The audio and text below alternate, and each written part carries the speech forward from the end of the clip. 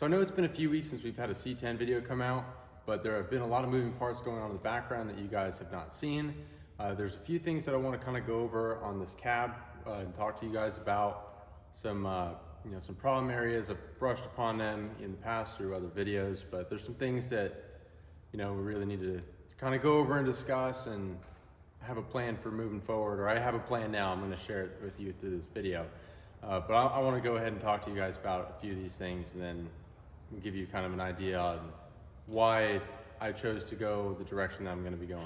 You can see the riding on the pavement. Young kids that growing up in basements. So first and foremost, the biggest thing, which I knew right off the rip getting into this project was going to be the biggest thing that we're going to have to face, biggest challenge, is this drip rail area. And as you can see here, and I'll get you guys zoomed in closer look at this, but it's a lot worse than what I initially thought, going into the project and what I want to repair. And I still, ideally would like to do go that route.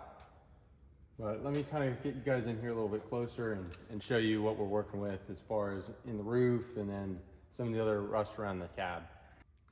So with you guys closer, you can see a little bit better the extent that this is. This whole drip rail is separated. This is all folded up in here. Same thing over here. This, I can pretty much fit my whole fist in there, so that's not a little hole getting into that inner roof part.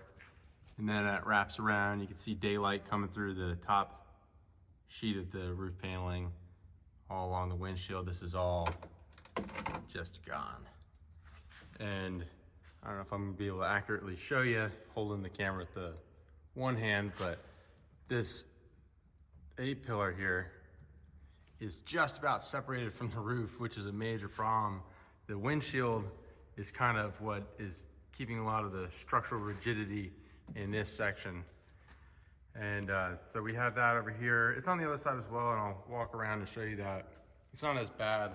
And then getting into, rockers, which is not a huge deal, but just, having to have, patches here on the floor and the rockers. And then we have this rust here that would need to be repaired. This drip rail is actually in pretty good condition for, a lot of these 67 to 72 trucks have a lot of issues where this totally rusts away. Luckily on this one it didn't. We have another section right, probably not gonna be able to see it too well, but through this firewall, okay, you can see that there. Or not the firewall, but the cowl rather, where we have an opening. More of the same on this side. This, isn't a huge deal as far as how bad the floor is. We would need a patch here. Up on this side, obviously it's nowhere near as bad as the passenger side, but again, trying to get in here and cut this out and replace it and trying to find the patch pieces for it, it's gonna be a lot to chew on. I'm sure one or two of you picked up on kind of where I'm getting at with the different areas on the truck that need repair, and unfortunately, we're gonna need to probably go with a new cab on this truck. Is this repairable? Yeah, probably, if you have a bunch of time and money to really invest in getting it. And my heart really wants to get this cab repaired and use it on this project, but I gotta kind of listen to my mind a little bit with what's involved here, because by the time, honestly what shut me down was this A-pillar. If it didn't really get into this A-pillar over here, I probably would be gung-ho for it. But just to kind of look at it rationally, you have to think, by the time that I replaced the outer roof panel, the inner roof panel, grafted in a patch panel for the drip rail, which I think I still would probably need to custom fab a lot of stuff. I'd have to custom fab this A-pillar, so on and so forth. I'd probably be just in patch panels alone, not including time, weld wire, gas, just any of that. I'd probably be somewhere in the neighborhood of $2,000 in the roof, and then moving down into the floor. Then you're looking at the best way to do it, instead of having a bunch of different patch panels, would probably be to put a new floor in it, which then you're looking at probably $600 to $800 for that, not including your adder rocker stuff. So, and then we have to patch the part in that cowl where it's leaking, which isn't a huge patch or anything.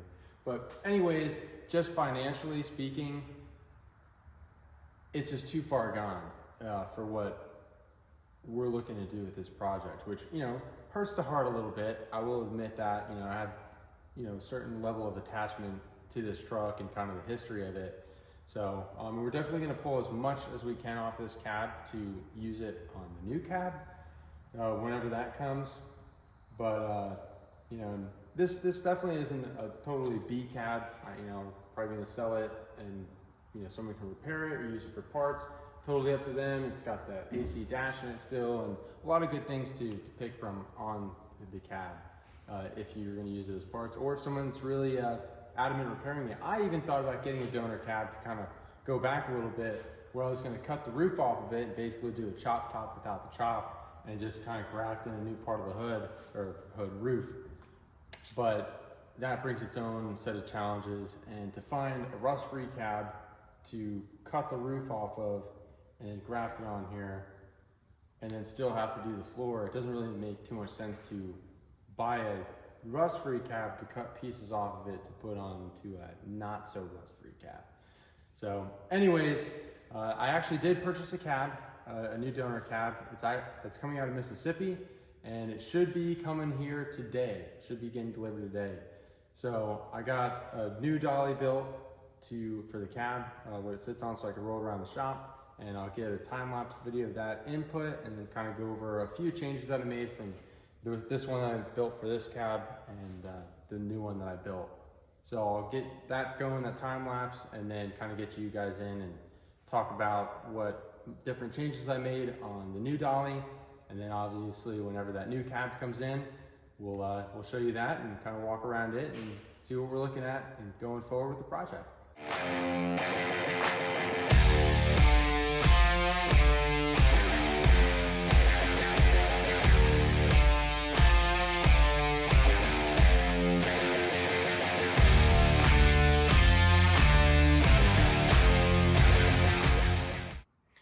So this is going to be our new dolly for the new cab whenever it gets in here, and you can see a few changes just kind of looking at it. One of them being that it's a lot lower. I wanted to get the cab down lower so I could get up towards like the roof and drip rail areas to access it better. The way that the current one is sitting is pretty high up. I mean, the floor is at a good working height, but anything kind of above the dash is kind of a bit of a reach. So with this new rendition for this new dolly, I wanted to try to drop it down as low as I could with still being somewhat reasonable. And you can see I have this step here where this 2x10 is lower than the other one. And the reason for doing that is I don't want to hook up the same system where I'm using the engine hoist to jack up the cab. I wanted to be able to use the forks on my tractor, hopefully, so I can kind of bring it underneath the cab, and then I could set it on here and be able to move them in and out, loading it and unloading it for now as well as in the future. It'll make it a lot easier. So that's why I added that step to it, and it's a little bit shorter. I ideally would probably like it to be a little bit lower, but this is about as low as I could really get it without sacrificing having this notch in it to be able to fit my forks in.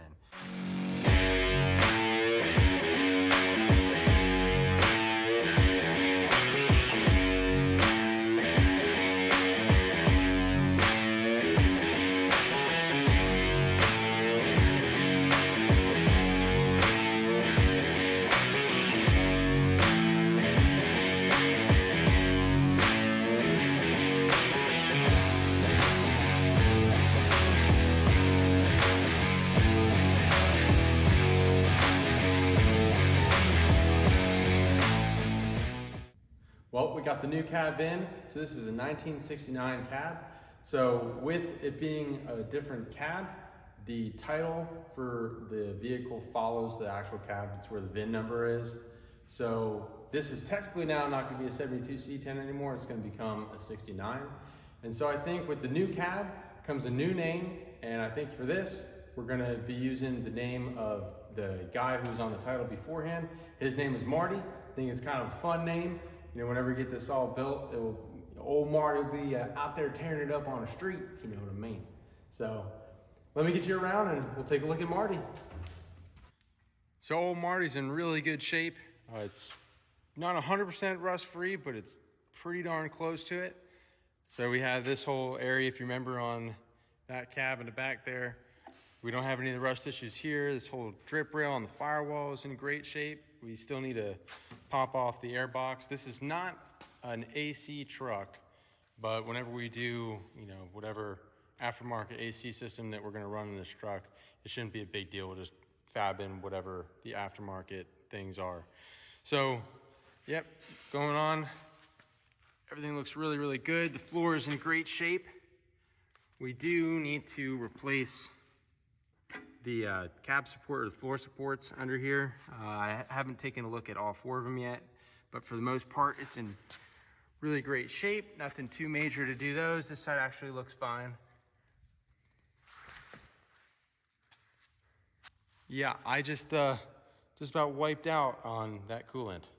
About took a spill for you on camera. Too bad you couldn't see it from a third-person view. Would be a good fly on the wall moment. Anyways, carrying on, we don't have the drip rail issue that we had on the other truck, the other cab. You know, we have one tiny little pinhole right here that I'll just probably have to just put a little spot weld in there and grind it smooth. All this is just a little surface rust, but all in all, in great shape. With the windshield out, you can see that this is all really good. There's a little bit right here that we'll need to put a little patch in there. But the whole cowl is in great shape as well. We have to pop this off. There's 2 nuts holding it on right now, or 2 bolts. But we'll pop that off. Need to pull the pine needles out of it. This side's in great shape. Came with new doors. It has new cab corners. I need to finish weld them. They're just kind of tacked in right now. I don't know if you can see. Yeah, there you go. So no big deal there. These are older repairs. I think they're like 10 years old. If I'm understanding correctly, that's when they were done. But anyway, so it's got a little bit of flash rusting on this side. No big deal. Just hit that with a sanding wheel, grind it up, grind it down, smooth it out real quick. No big deal. Need to adjust a door fitment. That's no big deal there either. But moving to the back, we do have a dent here we're gonna have to pull out. Nothing too major. New cab corner on the other side as well. A couple more little dents we gotta pop out. I wanna try to avoid using a bunch of Bondo.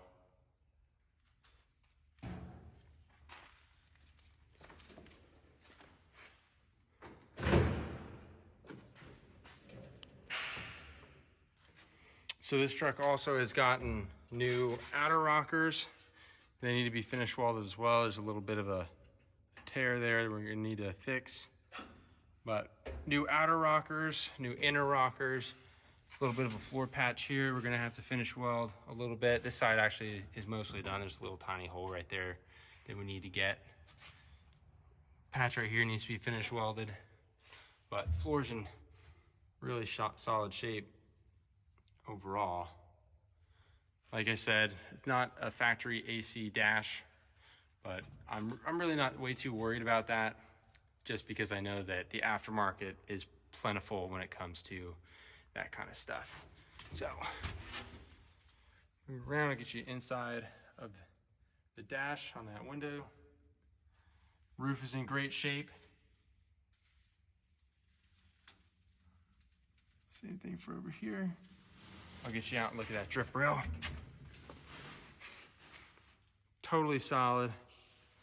All this, that's just a little light surface stuff that is really nothing. We're gonna need to put all new seals in the doors. It's very, very typical, no big deal. I'll get you into the, oh, I about wiped out on that again. My goodness.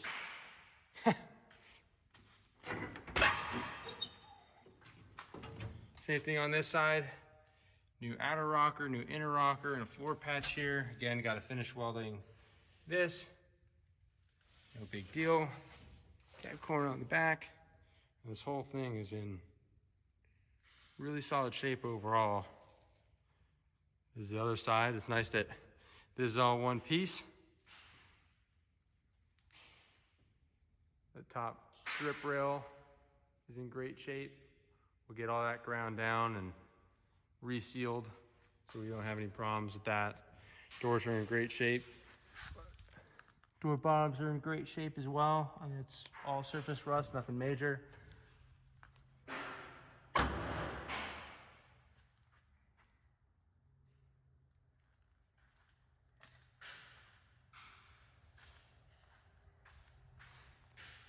Well guys, this is Marty. Definitely happy to have him as part of the channel as we continue the C10 build. And there will definitely be a lot of content to come with this, as well as other things on the C10 and our other projects. So if you want to follow along, if you're not already, subscribe to the channel. And we also have a Instagram page as well. It's Built Fabrications. And thank you guys all for watching. I appreciate it very much.